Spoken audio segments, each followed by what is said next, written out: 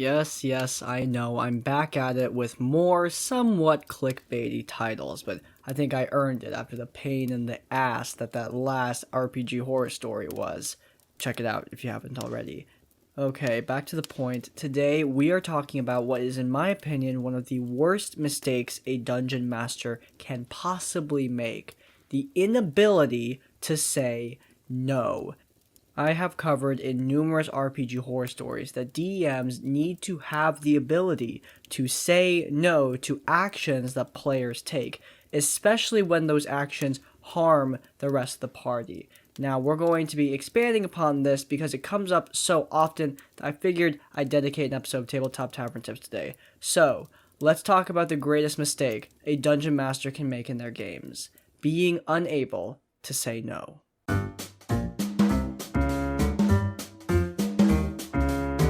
Okay, first and foremost, let's talk about what I am not referring to, and that is railroading. I am not advocating for railroading in Dungeons and Dragons. When I'm talking about no, I'm talking about no to behavioral things that will mess up the game for the players and the DM. I am not talking about saying no to all the players' ideas and keeping them on one completely 100% linear path that the DM has pre-designed. That is not good and subverts the entire point of the game. That kind of no brings harm to your game. I have already developed an entire video about railroading. I've already released it a while back. It's one of my first 10 Tabletop Tavern tips, I believe. I will link it in the cards.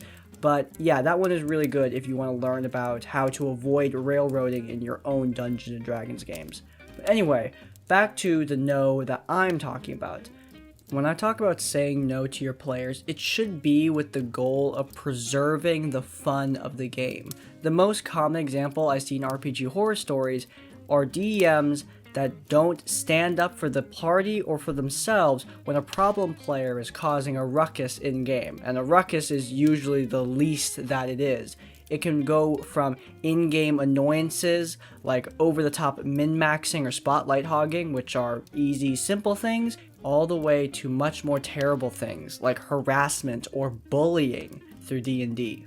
If harassment, bullying, and D&D don't really go together in your head, that's good, because they shouldn't. And when that kind of thing happens in a game, I understand that it can be a little bit daunting.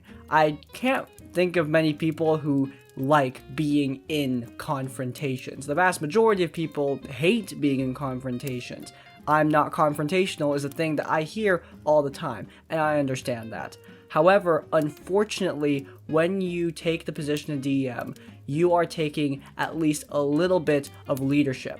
I am not trying to say that players do not have any agency in handling interpersonal conflicts. That is not true. In fact, I think that DMs should not take that leadership position. I think it should be shared among the party. However, right now, in 2021, DMs do take that position. That is the culture that we live in. That is the general accepted notion that DMs take that leadership position, and therefore DMs do have a perceived level of power and leadership over their group. And that means that you need to be responsible, at least partially, for those situations.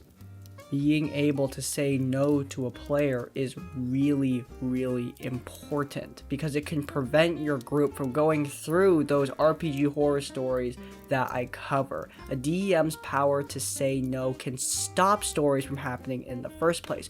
So often, I read stories where problem players are doing very extremely bad things, ruining the game for other players. It doesn't always go all the way to bullying at the beginning. Most of the time, it starts with a player murdering an important NPC or stealing from the party, things that aren't necessarily great for party dynamics and are red flags for negative player behavior, and the DM just sat there and let it happen. In the second story I ever read, a player murdered a bunch of NPCs, and the DM explicitly, for a bit, allowed it to happen and implored in-game consequences to try to solve the problem.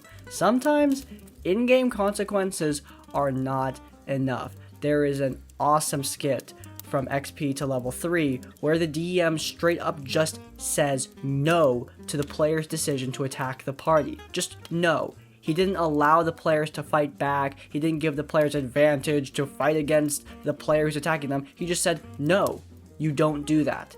Because sometimes taking it out of game is the solution to preventing a problem player from ruining your game. Now, not every situation is going to be this extreme. It's not always going to be a player bullying everyone, or even a player just attacking people in-game. It will be something like min-maxing or spotlight hogging. Stuff like that is much more minor, and players that employ those kind of things are usually just excited. And those kind of players, they don't need to be yelled at or talked down to. In fact, you shouldn't really do that at any point. When I say no, be stern, but don't be a dick. You don't need to be a dick, ever.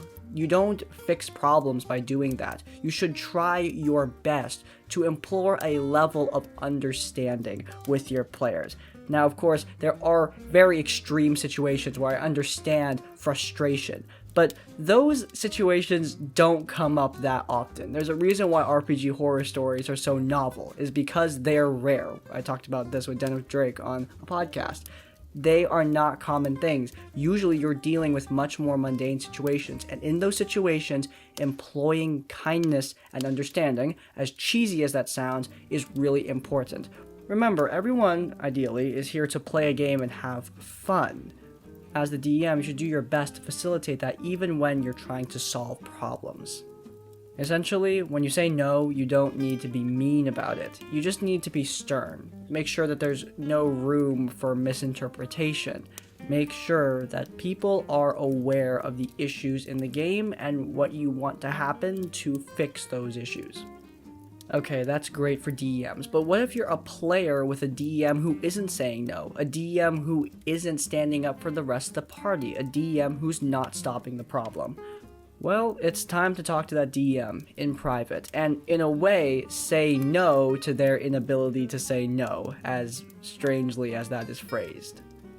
Look, D&D is filled with socially awkward people, and you're going to have DMs who just do not want to get into confrontation, do not want to say no.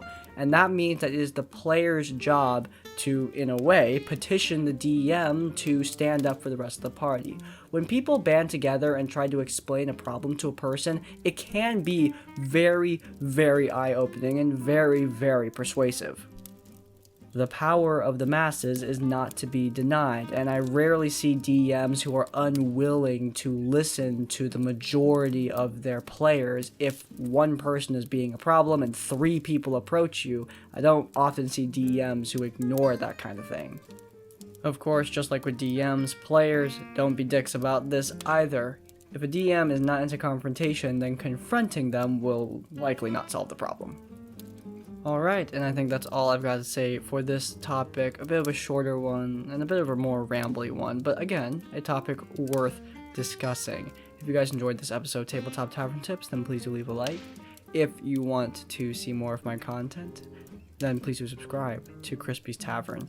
And finally, if you want to leave your own tips or thoughts, go down to the comments down below. In essence, like, comment, subscribe. I will see you all next time. Farewell.